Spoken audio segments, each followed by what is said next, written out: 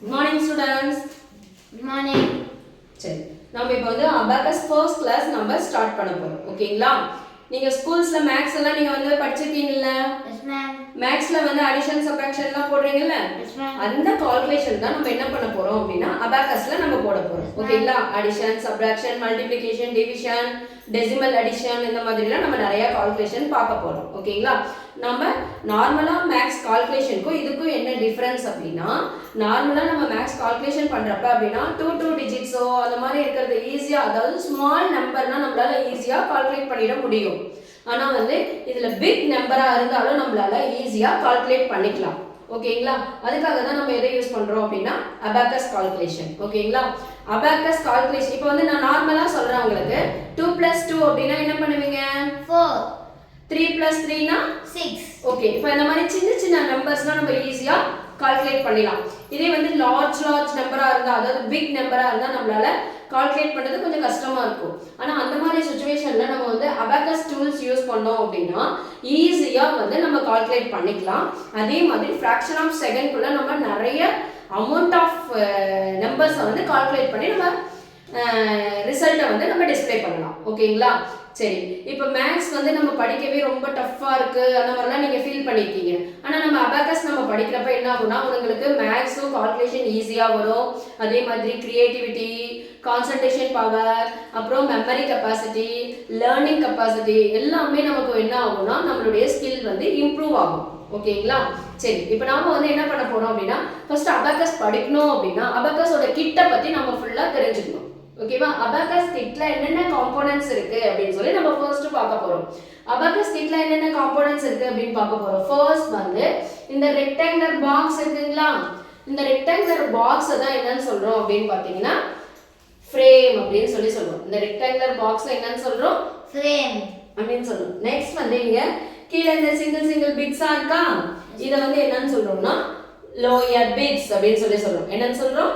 Lower bits. இந்த மேல ஒரு சிங்கிள் ரோ இருக்கு பாருங்க, இத வந்து என்னன்னு சொல்றோம் அப்படின்னு பாத்தீங்கன்னா அப்பர் பிட்ஸ் அப்படின்னு சொல்லி சொல்றோம். ஓகேங்களா?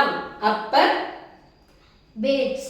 நெக்ஸ்ட் இந்த இடத்துல பாருங்க, இந்த ஒயிட் கலர் லைன்ஸ் இருக்குங்களா, பைப்லைன் மாதிரி, இத வந்து என்னன்னு சொல்லுவோம்னா ராட் அப்படின்னு சொல்லி சொல்லுவோம். ஓகேங்களா? இப்ப இந்த லோயர் பிட்ஸ்க்கும் அப்பர் பிட்ஸ்க்கும் இன் பிட்வீன்ல ஒரு லைன் போகுது பாருங்க, இந்த லைன் என்னன்னு சொல்றோம் அப்படின்னா ஆன்சர் லைன் அப்படின்னு சொல்லி சொல்றோம். இந்த லைன் என்னன்னு சொல்றோம்? Answer line. அதுல பாருங்க பாயிண்ட்ஸ் இருக்கா, இந்த பாயிண்ட்ஸ், இத வந்து இந்த பாயிண்ட்ஸ் என்னன்னு சொல்றோம்னா யூனிக் பாயிண்ட் அப்படின்னு சொல்லி சொல்றோம். ஓகேங்களா? யூனிக் பாயிண்ட்ஸ் அப்படின்னு சொல்லி சொல்றோம். இது வந்து மாஸ்டர் கிட்.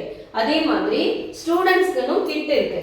அந்த கிட் எப்படி இருக்கும் அப்படின்னு சொல்லி பாத்தீங்கன்னா இதுதான். நீங்க எல்லாம் ஒர்க் பண்ற கிட் எதா இருக்கும்னா இந்த ஸ்டூடண்ட்ஸ் கிட் தான். ஓகேங்களா?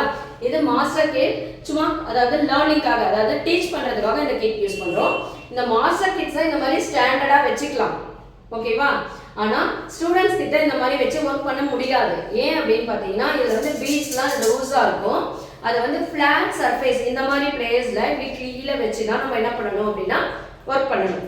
அதே மாதிரி இதே மாதிரி தான் இந்த மாஸ்டர் கிட்ல என்னென்ன காம்போனன்ட்ஸ் பார்க்கமோ அதே காம்போனன்ட்ஸ் தான் இருக்கு இதுலயும். இந்த காம்போனன்ட்ஸை பத்தி ஃபர்ஸ்ட் எக்ஸ்பிளைன் பண்றேன். அதுக்கப்புறமா இந்த கிட்டை எப்படி யூஸ் பண்றதுன்றதை உங்களுக்கு சொல்றேன். ஓகேங்களா? ஃபர்ஸ்ட் வந்து இதுல இந்த பிளாக்கா ஒரு ரெக்டாங்கிள் பாக்ஸ் இருக்குல்ல, இதை வந்து என்னன்னு சொல்லுவோம்னா ஃப்ரேம் அப்படின்னு சொல்லி சொல்லுவோம். ஓகேங்களா?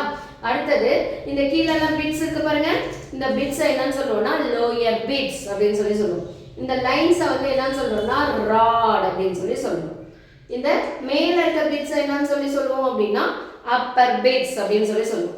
இதுலயுமே இங்க எப்படி ஆன்சர் பாயிண்ட் இருக்கு, அதே மாதிரி இதுலயுமே வந்து ஆன்சர் பாயிண்ட் இருக்கு. இங்க இருக்கு, ஒயிட் கலர்ல இருக்கும். ஓகேங்களா? 5 ஆன்சர் பாயிண்ட் இருக்கும். அதை வந்து என்னன்னு சொல்றோம்னா ஆன்சர் பாயிண்ட் அப்படின்னு சொல்லி சொல்லுவோம்.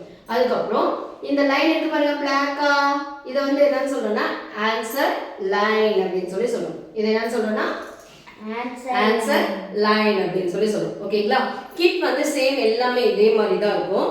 என்னன்னா அதோட சைஸ் மட்டும் டிஃபர் ஆகும். அப்படி சைஸ் டிஃபர் ஆகிறப்ப என்ன ஆகும்னா இந்த ராடோட நம்பர் ஆஃப் ராட்ஸ் மட்டும் கம்மியாகவும் அதிகமாகும்.